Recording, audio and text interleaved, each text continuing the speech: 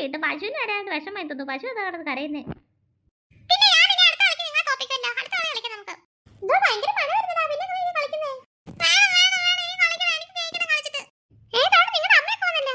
നിന്നെയൊക്കെ ഞങ്ങൾ എവിടെല്ലാം തപ്പി നടന്നറിയാവോ? ഇത് എവിടെ പോയിക്കുമായിരുന്നു ഞങ്ങളോട് ചോദിക്കാൻ പറയുന്നത്? ഇത്ര ദൂരമൊക്കെ വന്ന് കളിക്കുന്നത്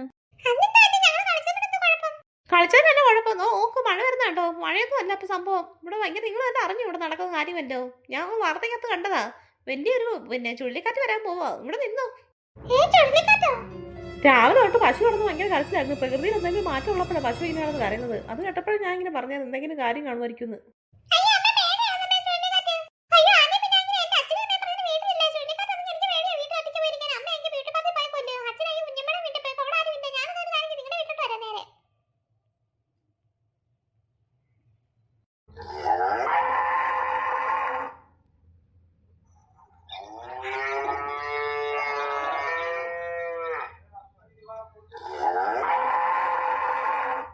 പശു ദേ കിടന്ന് കരയുന്ന കേട്ടില്ലേ വീണ്ടും വീണ്ടും.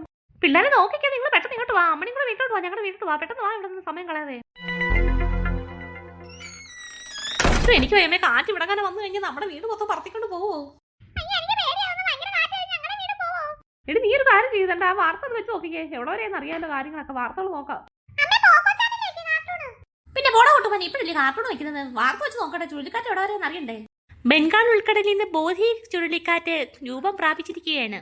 ബോധി ചുഴലിക്കാറ്റ് ആഞ്ഞടിച്ച് വീശാൻ സാധ്യതയുള്ള തീരദേശ പ്രദേശവാസികളെ കേന്ദ്ര സർക്കാർ അവിടെ നിന്ന് ഒഴിപ്പിച്ചുകൊണ്ടിരിക്കുന്ന ഒരു ഘട്ടമാണ് നമ്മൾ കണ്ടുകൊണ്ടിരിക്കുന്നത്. കേരളത്തിലെ പല പ്രദേശങ്ങളിലും ബോധി ചുഴലിക്കാറ്റ് ആഞ്ഞടിച്ച് വീശാൻ സാധ്യതയുള്ളതായി കാലാവസ്ഥാ നിരീക്ഷണ കേന്ദ്രം അറിയിപ്പ് നൽകിയിട്ടുണ്ട്. കേരളത്തിലെ തീരദേശവാസികളെയും ഒഴിപ്പിക്കുന്നതിനായി കേന്ദ്ര സർക്കാർ നടപടികൾ ആരംഭിച്ചിരിക്കുകയാണ്.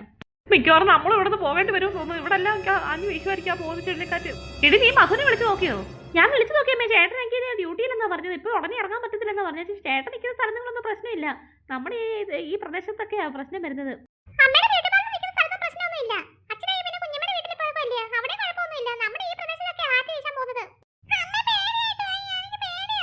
മോനെ ഇപ്പൊ പേടിച്ചിട്ട് കാര്യമൊന്നുമില്ല. നമ്മൾ ധൈര്യത്തോടെ ഇരിക്കുന്നത് നല്ലത്.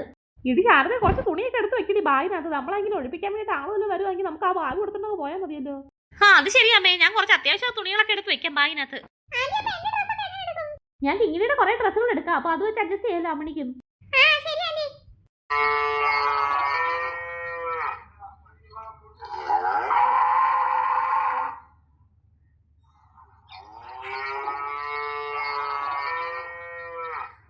അമ്മ അപ്പുറത്തെ വീട്ടില് പശു ഇങ്ങനെ കരച്ചിൽ നിർത്തുന്നേ ഇല്ലല്ലോ. ഇവിടെ ഇപ്പൊ കാറ്റ് വീശെന്നുള്ളത് തീർച്ചയായിട്ടുള്ള കാര്യം തന്നെ. അപ്പം അതുകൊണ്ട് പശു ഇങ്ങനെ കിടന്ന് കരയുന്നത്. അമ്മ ഞാൻ പോയി ഡ്രസ്സൊക്കെ എടുത്ത് വെക്കട്ടെ കേട്ടോ. അകത്ത് പോയി. അത് ശരി അമ്മണി. ഇവിടെ എന്തായാലും കാറ്റ് വീശെന്നുള്ളത് ഉറപ്പായിട്ടുള്ള കാര്യം തന്നെ. ആരും രക്ഷിക്കാൻ വന്നില്ലെങ്കിൽ നമുക്ക് എന്തായാലും ഇവിടുന്ന് രക്ഷപ്പെട്ട് പോകണം എങ്ങോട്ടേലും.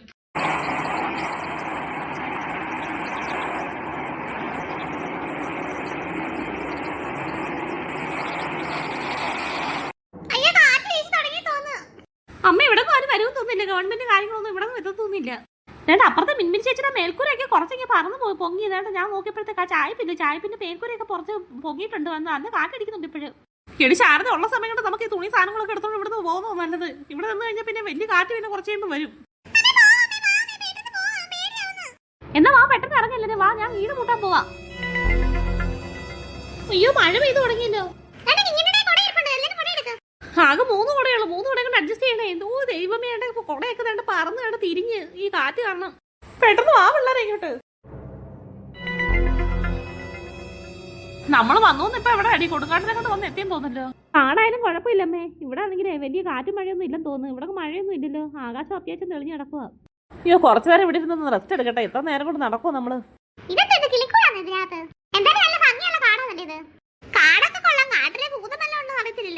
ഇപ്പോഴും ആ കാറ്റ് കുറഞ്ഞിട്ടില്ലെന്ന് തോന്നുന്നു. അവിടെ ആഞ്ഞടിച്ച് വീശുവാന്ന് തോന്നുന്നു കേട്ടോ. നല്ല സൗണ്ട് കേൾക്കാം ഇപ്പോഴും കാറ്റിന്റെ. ഇവിടെ വരെ കേൾക്കാം സൗണ്ട്.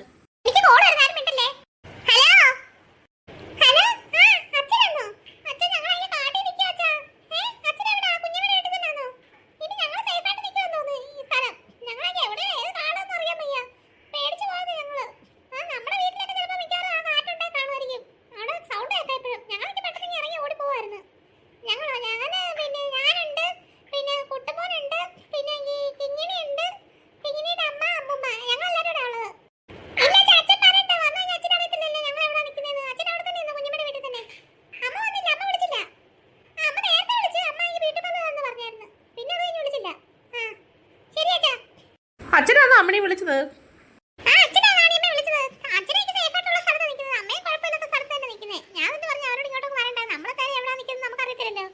ഈ കാറ്റൊക്കെ കഴിഞ്ഞ് എങ്ങനെങ്കിലും വീട്ടിലെത്തിപ്പെട്ടാ മതിയായിരുന്നു. വീട് അവിടെ ഉണ്ടോന്ന് അറിയത്തില്ലല്ലോ. എന്നാ മറന്നു പോയെന്ന് ആർക്കറിയാം. ഫോണിനകത്തെടുത്ത് വാർത്ത തന്നെ നോക്ക് പിള്ളേരെ. നെറ്റ് കിട്ടുന്നില്ല. ഞാൻ കുറച്ചൊക്കെ നോക്കിയായിരുന്നു. വാർത്ത വെക്കാന്ന് പറഞ്ഞിട്ട് നോക്കിയപ്പോഴത്തേക്ക് നെറ്റ് കിട്ടുന്നില്ല. കോൾ ചെയ്യാനുള്ള റേഞ്ച് ഉണ്ടല്ലോ, നെറ്റ് കിട്ടില്ലേലും.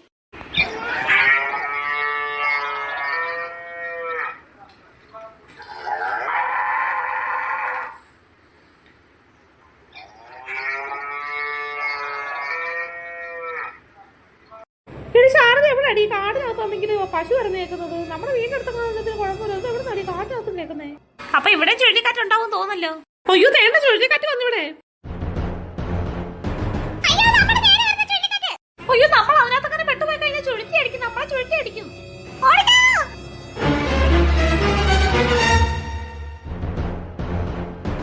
അയ്യോ അങ്ങോട്ട് നോക്കിക്കേ പിള്ളേരെ. അവിടെ ഭയങ്കര ചുഴലിക്കാറ്റായി. എടി ഓടി രക്ഷപ്പെടാൻ നോക്കാൻ എവിടുന്ന്. അമ്മ ഇവിടെ മിക്കവാറും ആ ചുഴലിക്കാറ്റ് വരുമെന്ന് തോന്നുന്നു. കണ്ടില്ലേ കാട് മൊത്തം ആണെങ്കിൽ ഇരുണ്ട് മൂടി കിടക്കുന്നത്. വല്ലാത്തൊരു അന്തരീക്ഷം ഇവിടെ.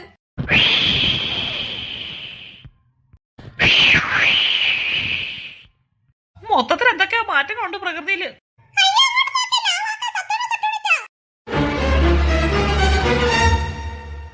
ഞാനാ ഇവിടെ എല്ലാം കൊടുങ്കാറ്റ് പരത്തുന്നത് അറിയാവോ?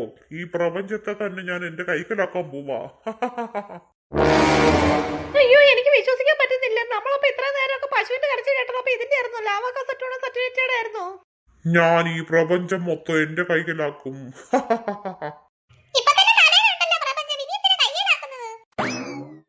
ഞാൻ ഇവിടെ ചുഴലിക്കാറ്റ് കൊണ്ടുവരാൻ പോവാ.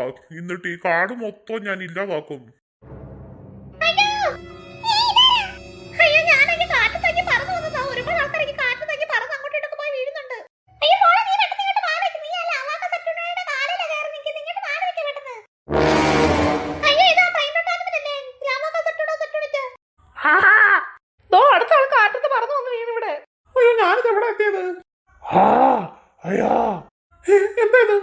അയ്യോ നീ എന്തോ എന്റെ ദേഹത്ത് കുത്തി വെച്ചത്? അയ്യോ അയ്യോ അത് ഈ പശുവിന്റെ കാലം കറച്ചു കയറി എന്റെ കയ്യിരുന്നത്.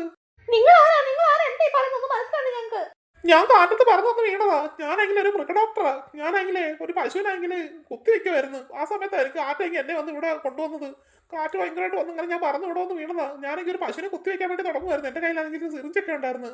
ഞാൻ എന്റെ കയ്യിൽ ആ സിറിഞ്ച് പക്ഷേ ഈ പശുവിന്റെ കാലല്ലേ വന്ന് കയറിയത്.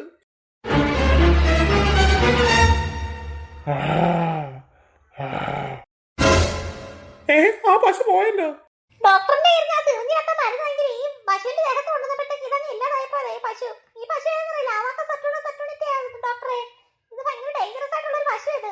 ആണോ? ഇത് ഡേഞ്ചർ ആയിട്ടുള്ള പശു ആയിരുന്നോ? അതെ ഡോക്ടർ. ഇതാണെങ്കിൽ ഒരു ബ്രെയിൻ ഡോട്ട് ആനിമലാ. ഇതാണെങ്കിൽ നമ്മുടെ ഈ പ്രപഞ്ചം മൊത്തം കൈയടക്കാൻ നോക്കുമായിരുന്നു. അന്നേരം ഡോക്ടർ തന്നെ ഇപ്പൊ അതിന്റെ കാലം കൊണ്ട് ആ സിറിഞ്ച് കൊണ്ട് കയറ്റിയത്. അറിയാതെ ആണെങ്കിലും ഡോക്ടർ ചെയ്ത് നല്ലൊരു കാര്യം. അതുകൊണ്ടാണ് ആ പശു ഇല്ലാതായി പോയത്. അതുകൊണ്ട് ഇനിയിപ്പോ എങ്കിൽ ആ കൊടുങ്കാറ്റൊക്കെ ഇല്ലാതാകും. ആ കൊടുങ്കാറ്റൊക്കെ ഉണ്ടാക്കിയത് ഇത് തന്നെ. ഈ പശു തന്നെയായിരുന്നു ഉണ്ടാക്കിയത്. ഈ പ്രപഞ്ചം മൊത്തം കൈക്കലാക്കാൻ വേണ്ടിട്ട്. ഞാൻ അറിയാതെ ആണെങ്കിൽ ഒരു നിമിത്തം പോലെ ആ പശുവിന്റെ ദേഹത്ത് കാറ്റടിച്ചു വന്ന് പറഞ്ഞു വീണത്. അതുകൊണ്ടല്ലേ എന്റെ സിറിഞ്ചിന്റെ മരുന്നിലാക്കി ആ പശുവിന്റെ ദേഹത്തായത്. നമ്മളെന്താ പശു ഇല്ലാതായത് അല്ലേ?